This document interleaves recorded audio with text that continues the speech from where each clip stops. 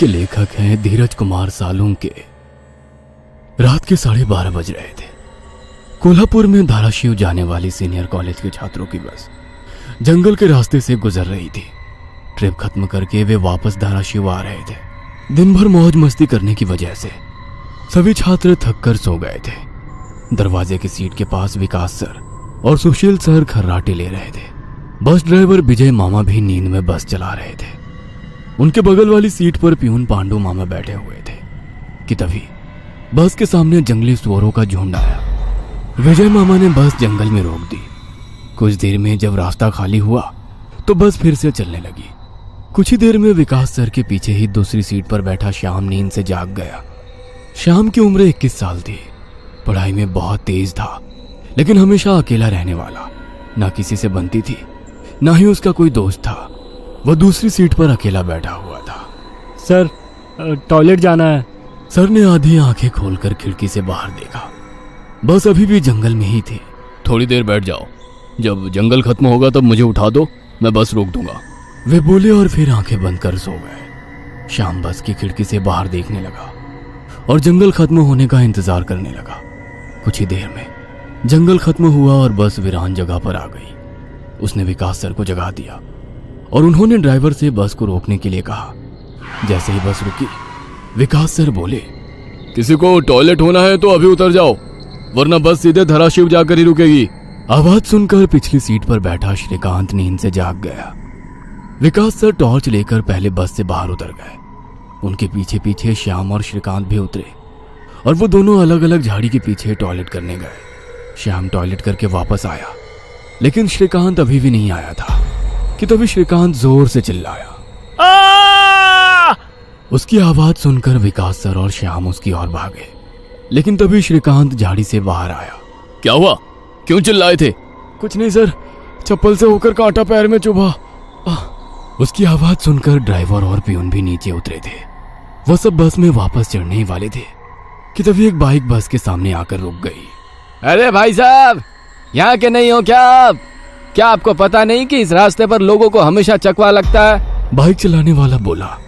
चकवा नाम सुनकर विकास सर बोले, हाँ पता है, हम बस निकल ही रहे हैं। और वो सब बस में बैठ गए। सर, वो आदमी किस चकवे के बारे में बात कर रहा था? प्यून ने अगली सीट से ही मुड़कर विकास सर से पूछा। हिंदी में चकवा मतलब छलावा, छलावा मतलब भूत। कहते हैं जो लोग रात में सफर करते हुए मरते हैं उनकी आत्मा छलावा बन जाती है। छलावा रात को सफर करते हुए यात्रियों को पकड़ लेता है और उन्हें अपने गंतव्य स्थल तक पहुंचने ही नहीं देता। वो बस उन्हें उसी जगह पर घुमाते रहता है। कितना भी भाग लो या फिर गाड़ी तेज भगाओ, आप उसी जगह पर आ पहुंच जाओगे जहां आपको छलावा ने पकड़ लिया था। या फिर वो लोग रास्ते से भटक जाएंगे और उस जगह पहुंच जाएंगे जहां पर छलावा उन्हें ले जाना चाहता है, विकास सर ने बताया। इसके बाद ड्राइवर बोला, और यात्री रात भर उसी जगह पर बार बार घूमते हैं। वो तब तक रास्ता भटकते हैं जब तक सूरज ना उगे। जैसे ही सूरज उगता है उनकी ताकत कम हो जाती है। मेरे कुछ ड्राइवर दोस्त हैं, उनको भी छलावे ने पकड़ लिया था। कहते हैं छलावा बस उन्हीं यात्रियों को पकड़ता है जो थके हुए होते हैं, क्योंकि उन पर हावी होना बहुत आसान होता है ना। फिर तो छलावा बहुत ही खतरनाक है। प्यून घबराते हुए बोला, अरे कुछ खतरनाक नहीं है, ये सब अंधविश्वास है। ड्राइवर जब थक जाता है तो रात में उसे रास्ता समझना मुश्किल हो जाता है, इसलिए उसे भ्रम हो जाते हैं और वो रास्ता भटकता है। इसे ही अनपढ़ लोगों ने भूत यानी चकवा या छलावा का नाम दिया है, विकास सर बोले। यह सभी बातें श्याम और श्रीकांत सुन रहे थे। नहीं सर, छलावे होते हैं और कुछ छलावे तो जानलेवा भी होते हैं। मेरे दादाजी को छलावे ने इतना परेशान किया था कि मरते मरते बचे थे। रात को जितने भी एक्सीडेंट होते हैं उनमें से कुछ ना कुछ एक्सीडेंट छलावे के कारण ही होते हैं। वो रात के बेरहम शिकार होते हैं। यात्रियों की थकान और डर ही उनकी ताकत होती है। शिकारियों की तरह ही वे यात्रियों को डराते हैं, भगाते हैं और उनकी जान लेकर उनका शिकार करते हैं। हमें बस इतना पता चलता है कि कार एक्सीडेंट में उनकी मौत हो गई है, लेकिन मौत का कारण छलावा ही होता है सर। श्याम ने डरावनी आवाज में कहा। सर, इस का कुछ मत सुनो, इसकी बुआ राइटर है, उन्हीं से सुनी होंगी ये बातें। और राइटर लोगों का तो काम ही होता है बातें बनाना, उसी से तो उनका घर चलता है। पिछली सीट पर बैठे श्रीकांत ने कहा। श्रीकांत, चुप हो जाओ और सो जाओ, उन्होंने डांटते हुए कहा। और उसके बाद सभी लोगों ने आंखें बंद कर ली और सो गए। कुछ समय बीता। श्याम अभी भी जाग रहा था और खिड़की से बाहर देख रहा था। बस किसी जंगल के बीचों बीच से गुजर रही थी कि तभी उसने देखा कि रास्ते के किनारे एक बंद पड़ी चाय की टपरी है। लेकिन ये चाय की टपरी तो मैंने पीछे भी पहले वाले जंगल में देखी थी। वह मन ही मन बोला और खिड़की के बाहर देखने लगा। तब उसे पता चला कि वो तो वही जंगल है जो वीरान जगह से पहले आया था। वह भागते हुए ड्राइवर के पास गया। विजय मामा नींद में बस चला रहे थे, बीच बीच में आंखें झपका रहे थे। विजय मामा, बस कौन से जंगल में है? होगी किसी जंगल में। रास्ते में जंगल कम है क्या? नहीं मामा, हम वापस उसी जंगल में पहुंच गए हैं जहां पर बस के सामने जंगली सुअर आ गए थे।